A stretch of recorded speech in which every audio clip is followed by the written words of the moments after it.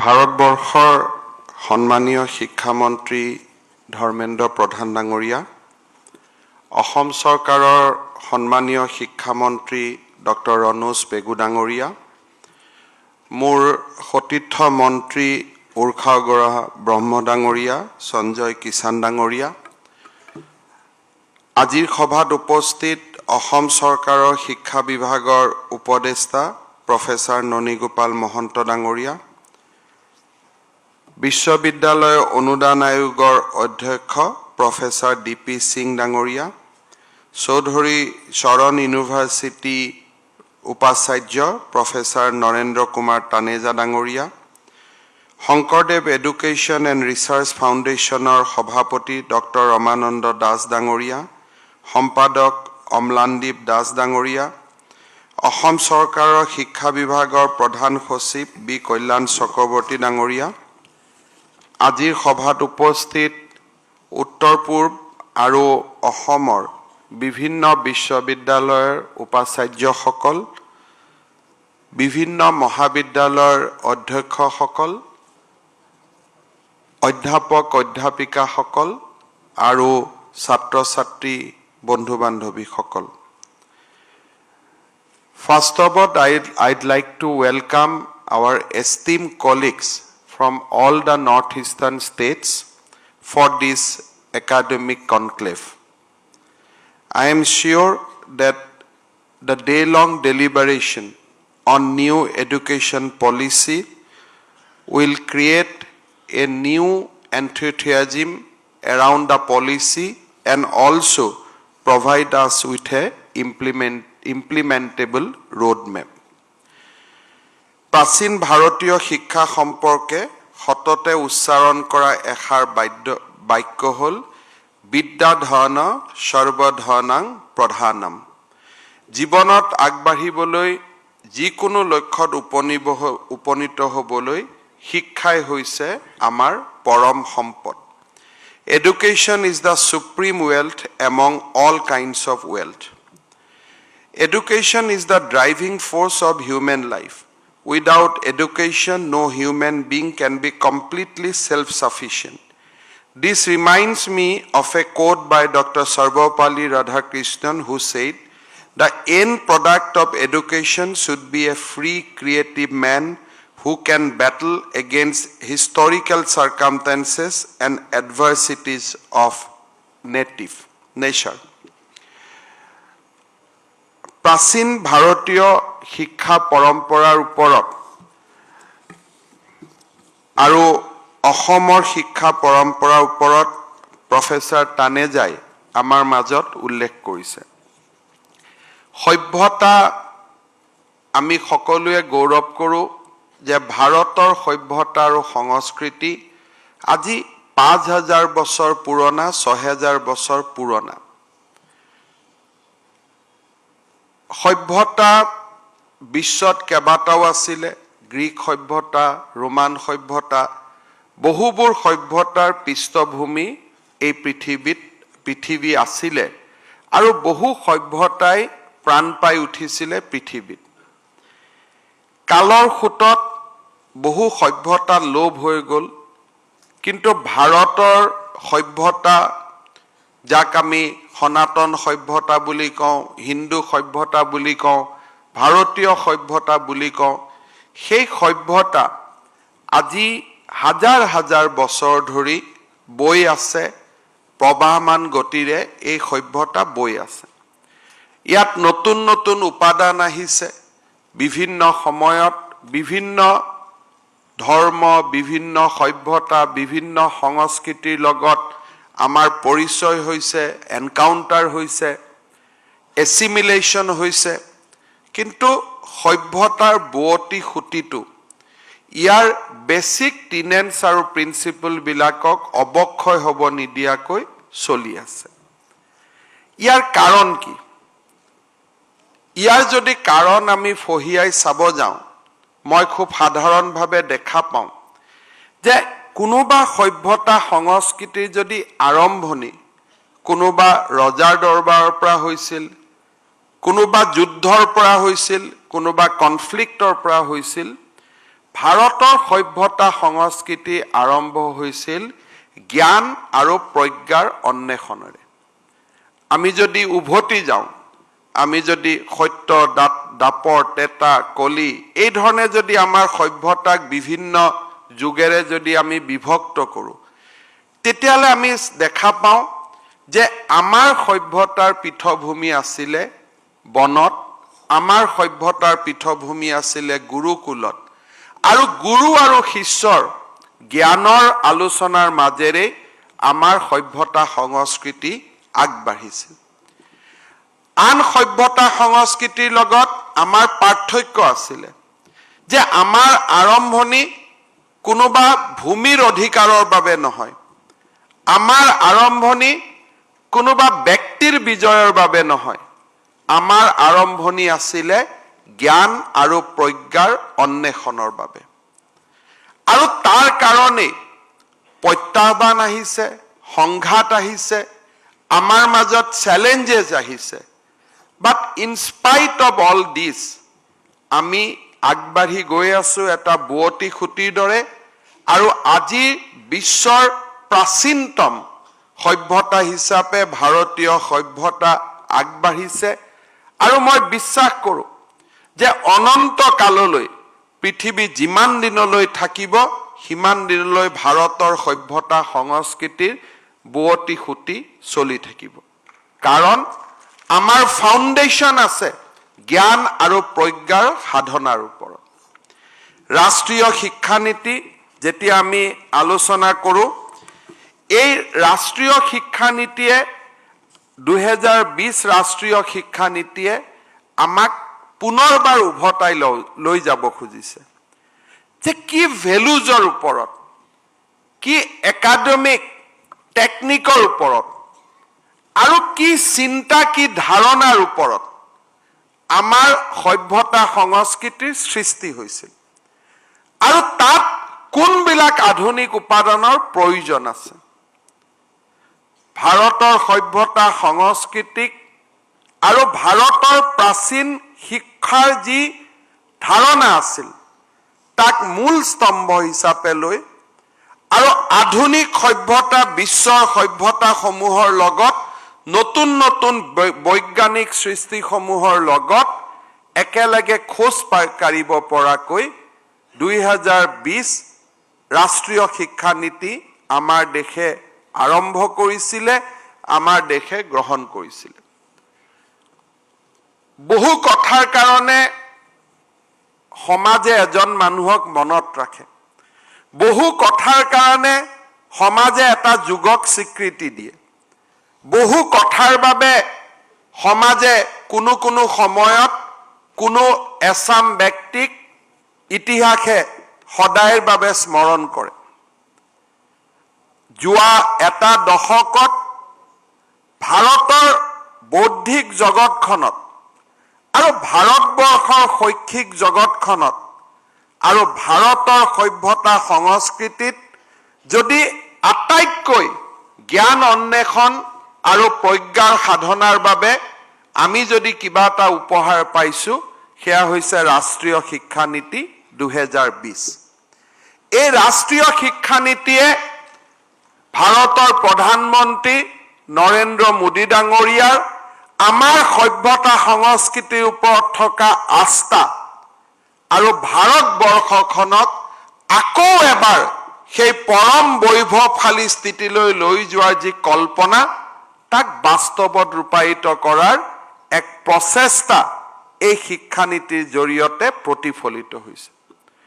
Professor কস্তুৰী নন্দন ডাঙৰীয়াৰ নেতৃত্বত এই শিক্ষানীতিখনক আমাৰ যুগৰ লগত খাপ খোৱাকৈ এই শিক্ষানীতিখনক প্ৰস্তুত কৰা হৈছে। আৰু এই শিক্ষানীতিয়ে যুৱক যুৱতীক, আমাৰ নতুন চাম ডেকা ল'ৰাক নিজৰ ইচ্ছা অনুসৰি আৰু নিজৰ ক্ৰিয়েটিভিটিক অনুসৰণ কৰি নিজৰ কেৰিয়াৰ পাথত আগুৱাই যাবলৈ প্ৰেৰণা দিছে। মই ভাবোঁ যে এই শিক্ষানীতিখনক আমি যি আমাৰ হাতত যি মেণ্ডেট দিয়া হৈছে যে by 2034 we have to implement this policy.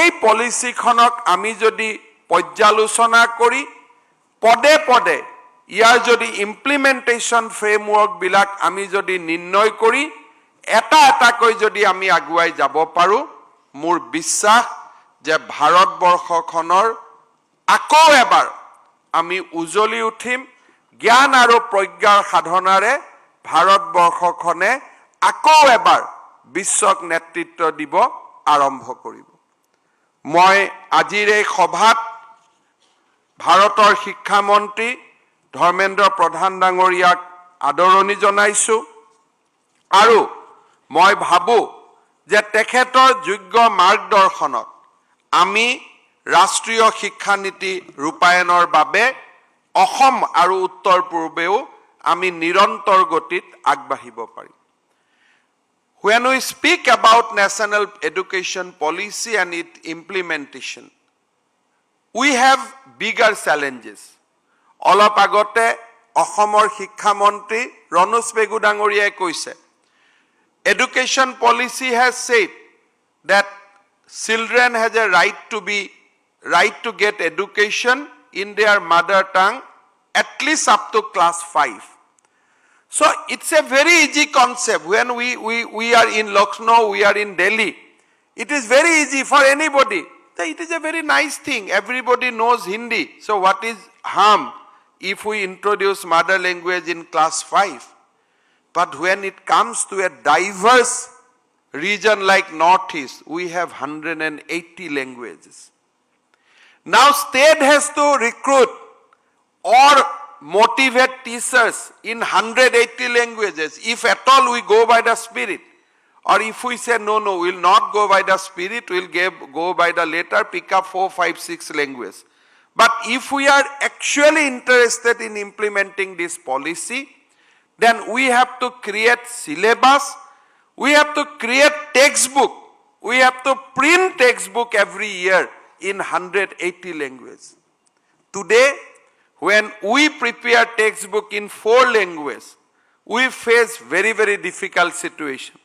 Sometimes we say we prepare in our textbook corporation, we prepare textbook in Assamese, Bengali, Hindi, English, Bodo. If somehow by mistake some trucks goes to Barak Valley carrying Assamese textbook, we get reaction out of there. And sometime if we by mistake we carry some Bengali textbook to Sibsagar or Dibrugarh, we get reaction from there. Because people are so sensitive about their languages. Even a minor human error is not appreciated.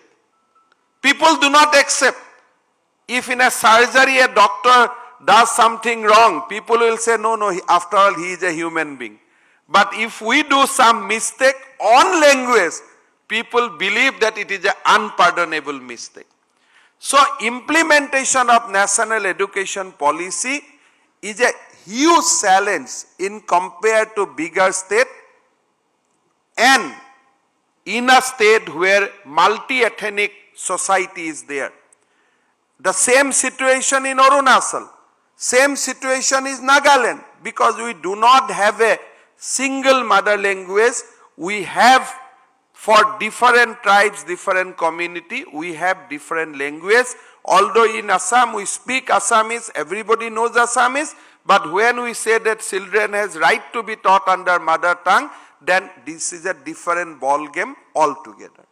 Now how state government will create teacher post for 180 language in northeastern region? How will print textbook?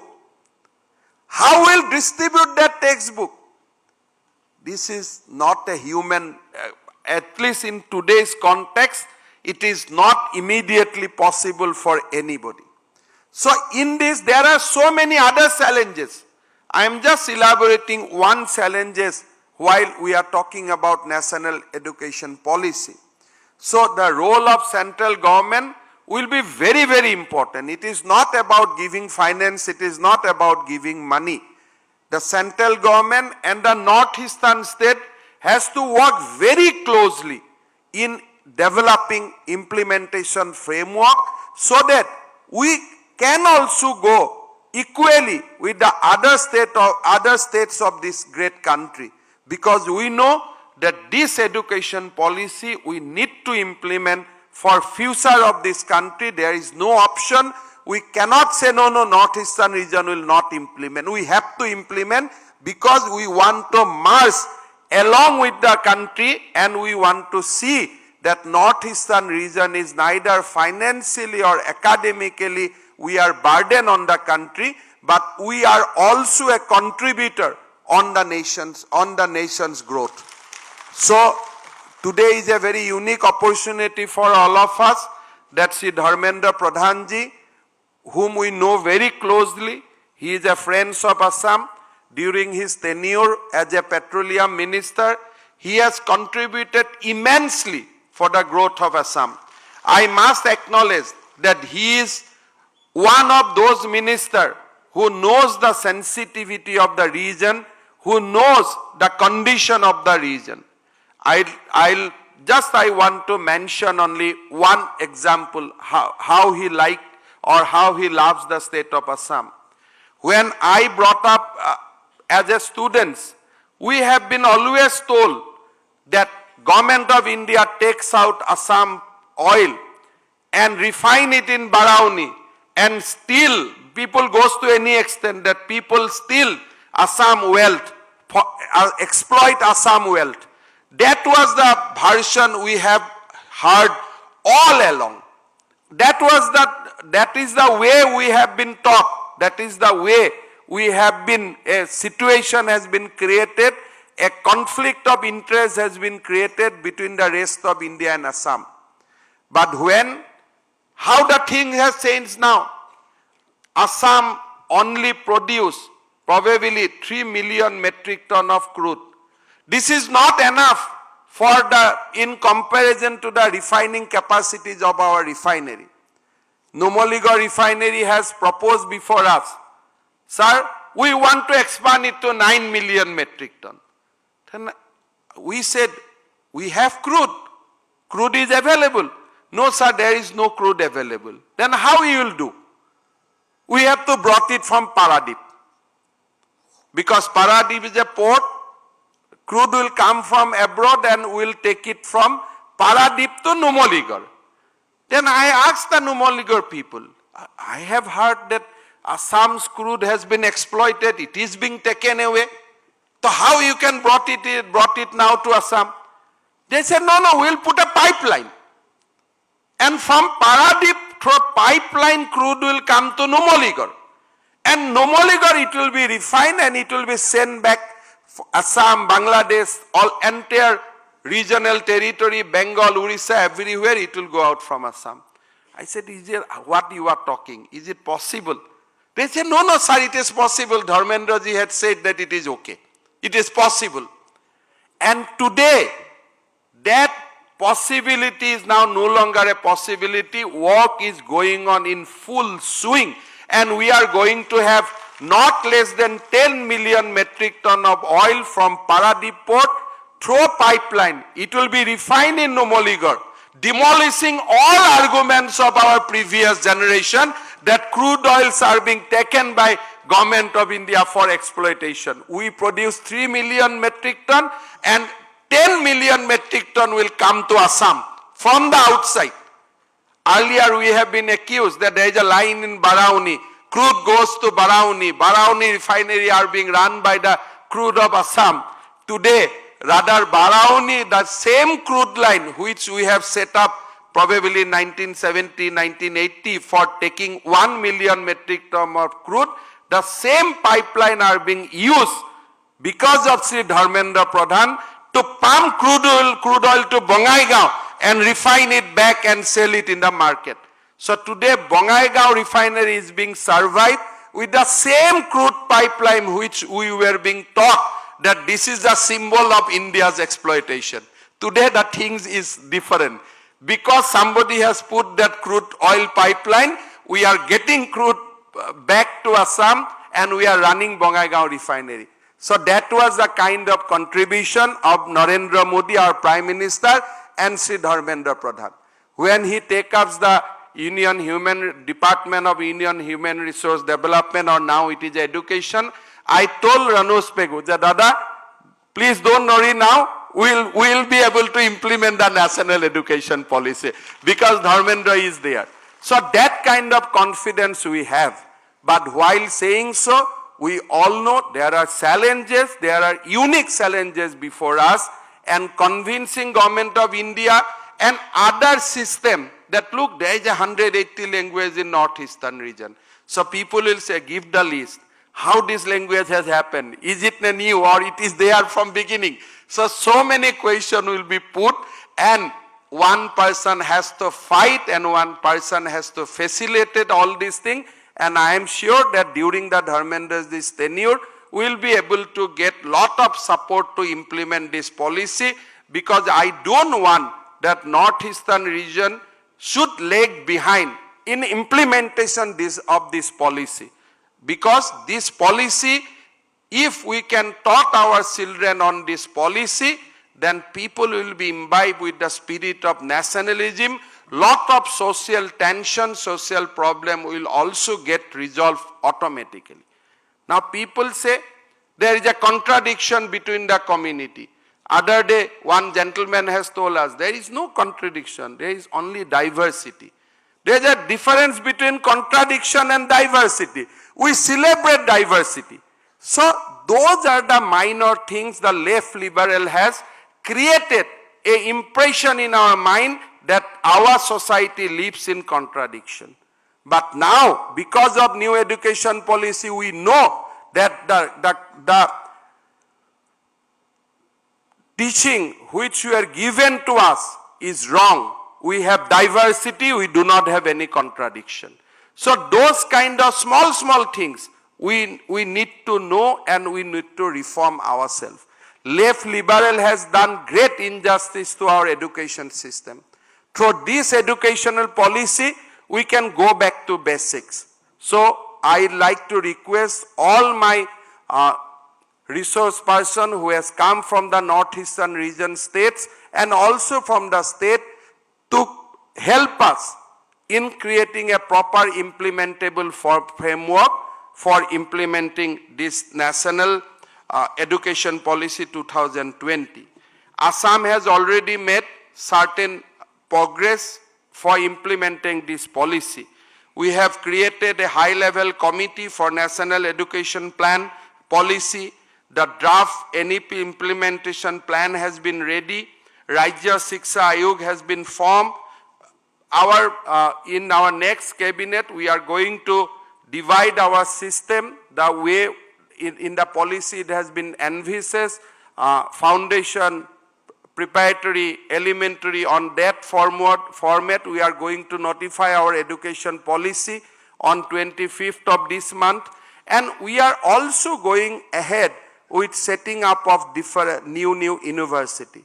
We have already shortlisted that our Autonomous College of Lakhimpur, Nagaon, and Jorhat, JB Law College, along with Sibsagar College and Handik College, will be given the status of university in next 2 years of time. We are going ahead. We are not waiting for 2034. We are going ahead with the implementable part, whatever is possible on the state government side. We have created policy for teacher transfer, online teacher transfer, recruitment. So everything is going ahead in full swing. Only wherever on certain parts state government cannot do on our own, we need help and guidance from the central government. And I am sure that guidance will come to us now, and I am very, very confident about that. Dharmendra Pradhan जी को मैं बताना चाहता हूं कि असम एक ऐसा प्रदेश है जो हमारा जीडीपी का 6% हम हेल्थ एंड एजुकेशन में खर्चा करता हूं। ये एक हमारा बहुत ही स्ट्रेंथ है। हमारा जीडीपी 4 लाख करोड़ है। Against 4 lakh crore, we spend around 26,000 crore rupees on education. Similarly, we are spending that much amount on health. So both health and education, we have already achieved 6% of our GDP. So that is a very very positive side on our part. हम लोग बहुत कोशिश कर रहा हूँ अभी tea garden area में हर tea garden में हम लोग हाई स्कूल खोलने का व्यवस्था किया हूँ और आगे जाके हमारा यूनिवर्सिटी कॉलेजेस सब में हमने एक नया वातावरण क्रिएट किया हो कि भाई एजुकेशन में कोई टीचर पोस्ट खाली नहीं रहना चाहिए, कोई फैकल्टी पोस्ट खाली रहना नहीं चाहिए। और हमारा क्लास 12 और क्लास 10 का जो गैप था, 2 काउंसिल था, ये सारे हम समाप्त करने जा रहा हूं और 2022 will be very very interesting from the point of view of education. Only 7 days back probably we sat down from morning 9 to evening 8 discussing only about education, and we are putting lot of emphasis, and we want to turn 2022 a year of achievement so far as implementation of this policy and also for the overall growth of education. So मैं आप लोग को बहुत बहुत धन्यवाद देता हूं। आप लोग आज और कल आप लोग चर्चा कीजिए और हम लोग को एडवाइस कीजिए कि कैसे हम लोग NEP 2020 को और बहुत अच्छा से हम लोग इम्प्लीमेंटेशन करने के लिए सफल होता हूं। मैं यही बोल के मेरा बाणी को विराम देता हूं। मैं पुनर्बार प्रधान डांगरियाक धन्यवाद जनाई অসমৰ শিক্ষা বিভাগ আৰু Sankardev education and research foundation যাৰ সহযোগত আজি আমি এই অনুষ্ঠানটো পৰিচালনা কৰিছোঁ তেখেতসকলক মোৰ ধন্যবাদ আৰু কৃতজ্ঞতা জনাই মই মোৰ বক্তব্যৰ সামৰণি মাৰিছোঁ। ধন্যবাদ।